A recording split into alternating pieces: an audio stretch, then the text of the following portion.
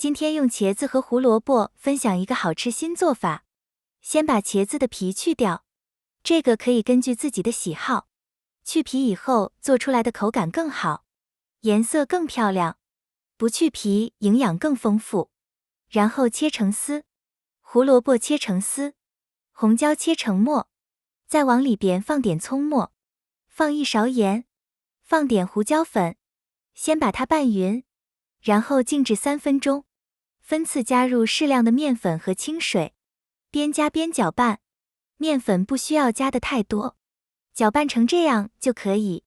锅里刷1层油，把面糊摊成小饼，盖上盖子，小火烙2分钟。2分钟以后给它翻个面，再烙2分钟，两面金黄出锅，茄子早餐饼就做好了。这样搭配做出来的饼口感暄软，营养丰富，大人小孩老人都很适合，而且做法还特别简单，非常适合做早餐。